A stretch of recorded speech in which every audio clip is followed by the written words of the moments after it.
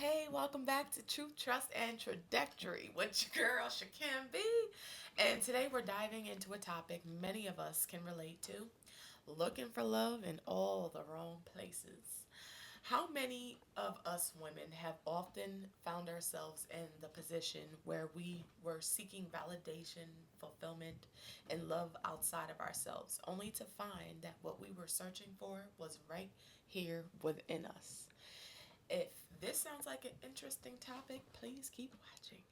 So, I want to start by sharing a bit of my own journey.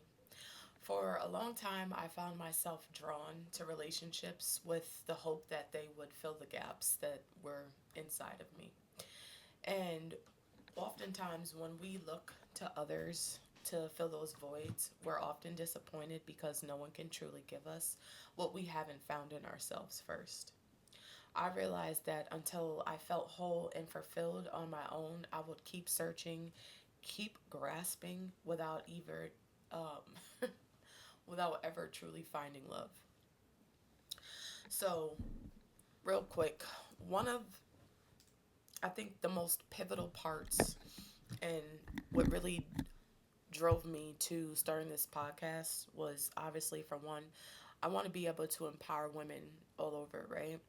And then I also want to have like an impact to help maybe someone that doesn't have that person or anyone in their corner that's going to give them sound and solid advice, right? And I think for me, um, I never truly had that. I had attempts at it, and what I mean by attempts is I think in our society, especially as black women, growing up, we either learn one of two things, either how to be hyper independent, but as a byproduct of that hyper independence, there's still a need to seek male validation, right? Because they may have had the money, um, but the emotional intelligence wasn't there, right? Not enough to truly know themselves. And so they sought after men to fill those voids. Or you had, the women that truly did just center male attention all of the time, um, to the point where it was to their own detriment and even to their children's detriment. And I'm actually going to talk about that in another episode. So just knowing that, and then kind of like the full on of my experience of, going through a marriage that was, just me tolerating and accepting things that, I should not have tolerated or valued if I loved myself. And then, finding the same repeat things in, various relationships that I've encountered. And just coming to a self actualization that, hey, maybe I don't really like myself as much as I think I do. You know what I'm saying? Like, it's very easy for me to show up for another person and try to, fix them or, support them in ways that they're not even capable of. They're not, their ability to perform to the level of my expectation was just not even a possibility within their realm. And it's not because they were bad people, it was just because that's where they were at that time in their life.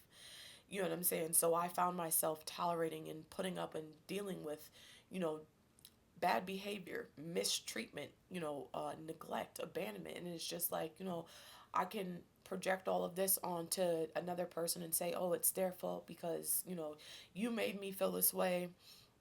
And really, if I really take inventory of, you know, my self-esteem and, level of self-worth and the value that I actually held myself in for me, I didn't hold space for myself, right? And I think when you don't hold space for yourself or you don't find enough value in yourself to say, I think you're a really cool person, um, but I don't think that our goals or our values align. So respectfully, I'm gonna have to peace out from this experience.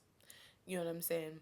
So it's like the fear of abandonment caused, for so long for me to chase after an individual that didn't even want to be chased, and probably didn't even like me all of that much. But it's very easy to, as women, it's very easy to lie to ourselves about the position we play in someone else's life, and we can like make it bigger than what it actually is, when in fact they may be showing us that they really just don't fucking like you at all, you know. And in some cases, maybe they even hate you. But you're beneficial because you're nurturing and you're giving, and you're so, so giving and keep giving. And it's like, damn, like, it's like I can treat her however I want to. And she's still going to, she's going to have an attitude, but she's still going to cook for me. She's still going to wash my clothes and, still buy me things and, beg for my attention and affection. And you know what I'm saying? Like, when I really think back to a lot of the times that I allowed myself to be in these type of environments, it's really degrading and upsetting. And I am still working on forgiving myself for allowing myself to even exist in those spaces. So ask yourself, what is it that I'm truly looking for in others that I can start giving to myself? And that's a really valid, valid question, right? One of the things that I've started implementing on a daily basis is journaling, and I like to do so before I go to bed. And every day that I've done it, I've evolved in the best way. I'm actually really proud of myself. Okay, I make sure to include gratitude, and each day my list of gratitude, it grows. And I think just having that inner dialect with myself is helping so much with my own self esteem, and you know what I'm saying, like just my value, because I have so many great things going for me and that are in motion. And I'm doing things that once was just giving lip service to, and now I'm actually doing them. You know what I'm saying? So that just goes to like adding value. And I think for me, like a lot of the times when I, sought out relationships, um, I didn't get anything that I asked for. You know what I'm saying? And it's like I would tolerate the bare minimum. And you know what I'm saying? That was okay as long as I got a fraction of attention. And, when I reflect back on that, it's like, okay, so what I really crave is that attention, right? So how can I give that back to myself? What can I do to be more attentive? And for me, it's not, you know what I mean, giving myself bubble baths every day and, lighting candles, although that is a part of it. For me, it's like being attentive to my finances. That makes me feel good. Knowing that, I'm able to, through the grace of God, provide for myself and my household. That makes me feel good. I'm being attentive to what's coming in and what's going out. You know what I'm saying?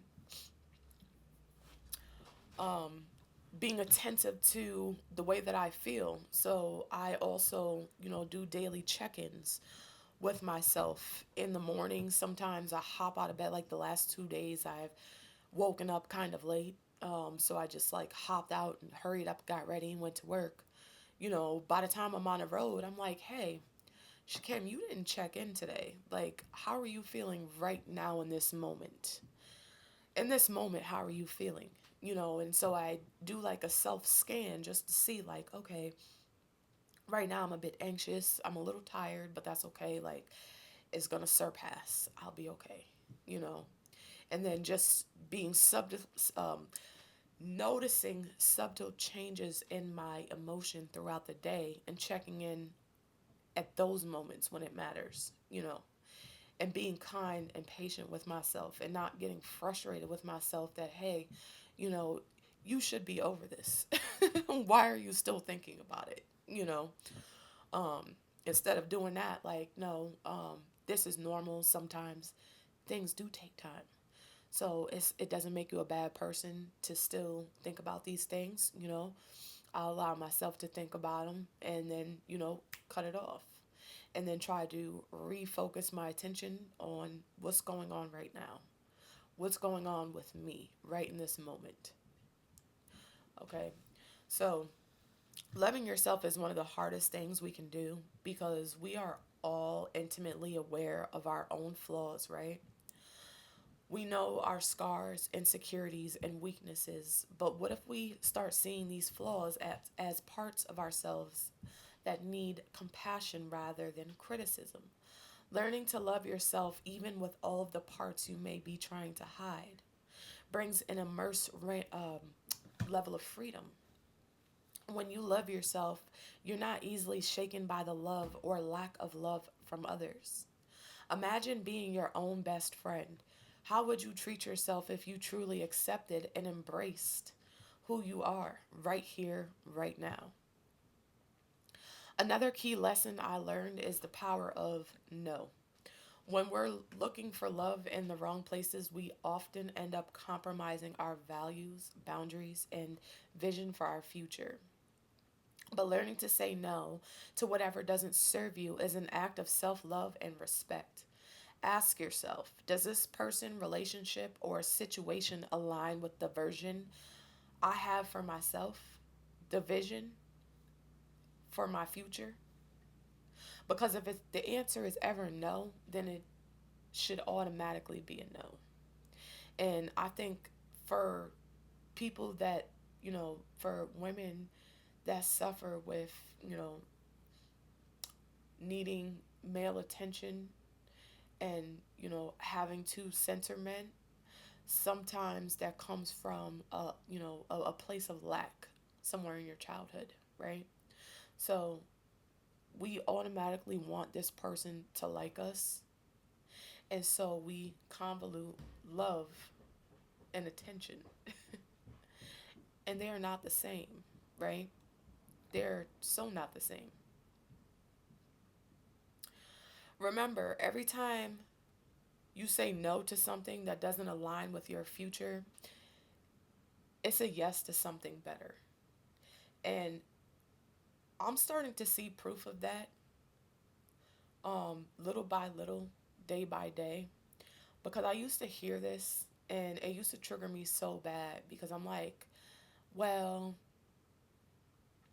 if, I haven't seen evidence of someone, not looking at me as though I'm disposable, or someone that's just coming to, get what they can get from out of me, then how am I supposed to say no to the only thing that I've ever experienced? And I think for me, that came with a level of, and it's going to sound harsh, but it came with a level of disgust for the way that I was allowing myself to be treated. And I think so, at some point, you have to get sick of your own shit enough to decide that I'm not tolerating this. You know what I'm saying? And if a person is offended by my unwillingness to tolerate weird behavior, then the hell with them. You know what I'm saying? Like, it wasn't going anywhere anyway, and that's okay. Because I got me. All right.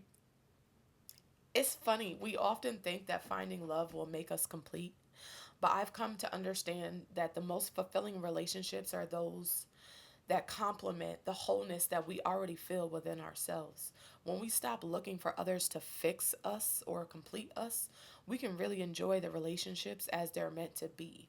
Beautiful addictions to an already complete life.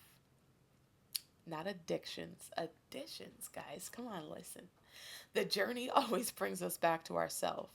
To all the women out there listening, I encourage you to look within, practice self love even through your flaws, set a bunch of boundaries, and trust that the love that you're seeking already resides within you. The world will mirror back to you the love that you have for yourself. Remember that you are worthy, you are whole, and you are deserving of a love that enhances who you are, not a love that defines it.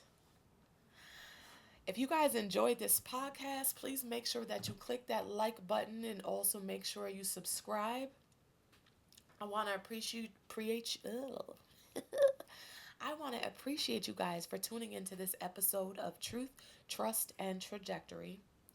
If you found value in today's conversation, please consider sharing it and leaving a review or a comment.